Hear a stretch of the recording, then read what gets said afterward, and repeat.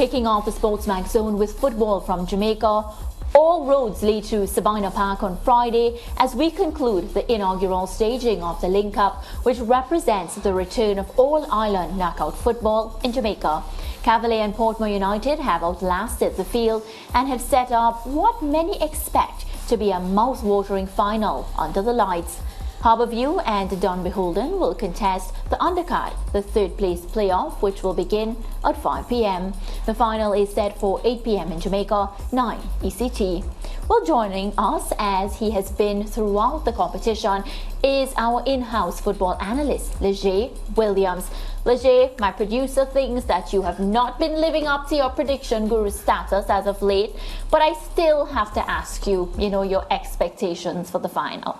I'm expecting a really good game. That's all I can say for this one. I think it's going to be a really good game. Two really good teams. Portmore are a bit underwhelming for me personally in terms of them finishing outside of the top 6 in the JPL, but they've come to the fore in the Lynk Cup.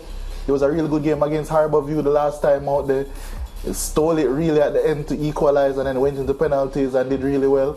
So they're in the final now. Cavalier have had it much easier, one might say, 4-0 in their semi-final, only conceding 1 goal for the entirety of the Lynk Cup. So they've been looking really good as of late. They lost some key players, but they now have other players really stepping up.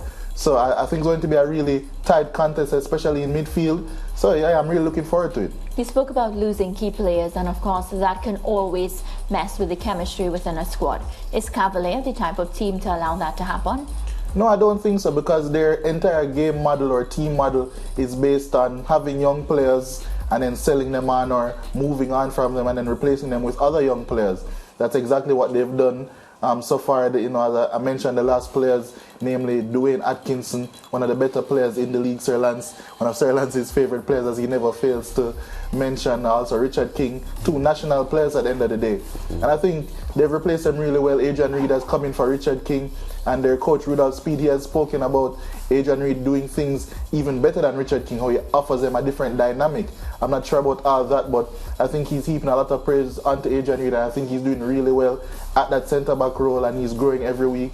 Then in the final third, they've been chopping and changing to try and find a solution to replace Dwayne Atkinson, because as I've said on the show, I don't think you can replace Dwayne Atkinson just player for player, because that's extremely hard to do. So you have to approximate what he does well and then try and find players who can do a little bit of each of the things he does well in terms of ball progression through dribbling, then ball progression through passing, creating, goal scoring as well. So they've definitely sorted out the goal scoring part, because Shanil Thomas is back. He scored a brace in the semi-final. I know he's raring to go in the final as well. I think the beauty of this competition, one, is the prize money, the 1.45 million. Any team would want to win that. And 2, the fact that any team that makes it to this point needs to have a lot of heart, because it's a knockout competition, and we have to keep reminding our viewers that it's not the regular competition where you can play for a particular season, have a bad patch, come and bounce back and whatnot. Portmore has found itself in this position now. If it were to come down to penalties, do you see Portmore closing it out? Well, they definitely have the confidence to do so, and you mentioned heart as well. In terms of Portmore, this is what they've had to play for. So when you speak about the fact that they were down and out really in the game against Harbourview. Harbourview looked in control, and then one set piece, Portmore are right back into it, because this is what they have to play for. Harbourview, they have another competition to play in. Portmore, this was all or nothing for them really, and they really showed that confidence. They went into the penalties on a high, and they dug it out. Their keeper, Benjamin Williams, did excellent work against a Harbourview team that many would have favoured in a penalty shootout, just for the fact that they won the JPL in a penalty shootout last season.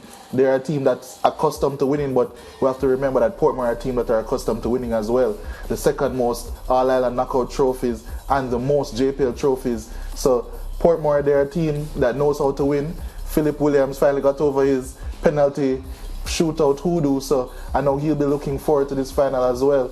So yeah, as I mentioned, I think it's going to be a really interesting game. Yeah, Lich, I want to get a comment from you regarding the fact that Cavalier still has a Premier League assignment, a Premier League bid on their hands, and Portmore, as you just mentioned, all to play for them, because they're not in the Premier League anymore. Does this impact at all in your analysis? Because Cavalier obviously, if you talk to their coaching staff now, he will tell you that all that is on their mind is a knockout final. They will deal with the Premier League after that. But in real terms, they do have the Premier League, which they badly want to win as well. Does that compromise, maybe a strong term, but does that in any way balance your analysis by way of Portmore having their only shot at glory and Cavalier, sort of straddling two tournaments? I think that's an excellent question, Sir Lance. I'm not sure if it will impact it too much because Cavalier didn't have to play through the first round of the JPL playoffs, so they'll be relatively fresh. And yes, they do have a game on Monday, but I think if you ask them, okay, we're going to play games in close proximity one time for the season, they'd have that any day of the week. So yes, I think that it could play on the mind, but because they don't have a very deep squad anymore, it's a very young one as well. But I think the youth could play as an advantage because of the fact that there will be fresher legs, more youthful legs, as opposed to Portmore. We think about their experienced players, Rudolph Austin in there, of course. So it could play, but as I said, Portmore, this is all they have to play for. Cavalier, they are a young and exuberant team. Rudolph Speed, having won the JPL in 2021, and will be going for this trophy as well. He was quick to remind me that, because we've been saying that Cavalier hadn't won a knockout trophy as yet, he was quick to remind me that in the 60s and early 70s, they won the Ovaltine Cup. I'm sorry, that was around 25 years before my time, but I have the information now. The Ovaltine Cup? Yeah. Ovaltine the biscuit. Apparently. I must admit, Ligier, that even I can't remember that tournament. And that, but I accept it. And if Sir Lance can't remember it, but we have the information, as I everything. said. Exactly. We have the information now, and yeah, I think it could play on it. Yeah. There's a lot to be done, but Portmore, I know, will be the hungrier team. Will that translate to them being the better team on the day? I'm not quite sure. Yeah, the two times they met in the league competition, Cavalier won. Is there anything about those results that would lead you into a conclusion that Cavalier are better than Portmore? Well, especially in that second game, because I remember doing that game. Portmore were the better team, in my opinion, in terms of the possession that they had, where they had the possession. They just couldn't break down Cavalier for the most part.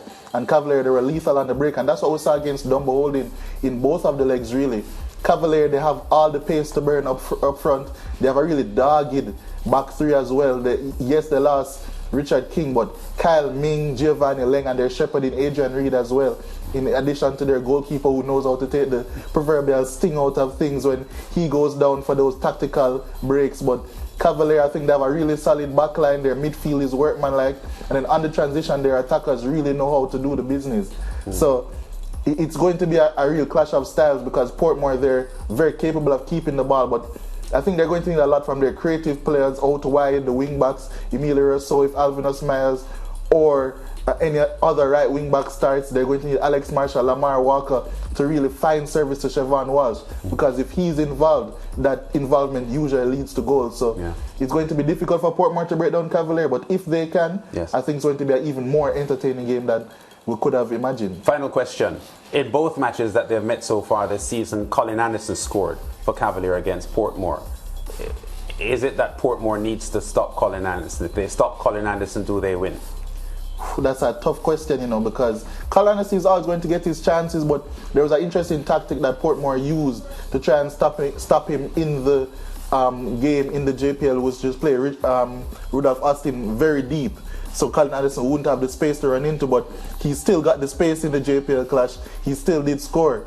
But Colin Anderson does have a bit of I'm not going to say a finishing problem, because he's the top goal scorer of the Jamaica Premier League, but sometimes his finishing can be a bit inconsistent. Not that you want to give him chances to prove that theory, of course not, but yeah, I don't think it's going to come down to stopping Colin Anderson to really decide the success of Cavalier in this game. Well, Ajay, as always, it has been a pleasure. We look forward to tomorrow's event. All roads, as we said at the top, leads to Sabina Park. I'll see you guys there. Stadium East, actually. Stadium East. Yeah. Stadium East. All right, okay. Let's take a quick break and come right back. We have a lot more on the show just for you.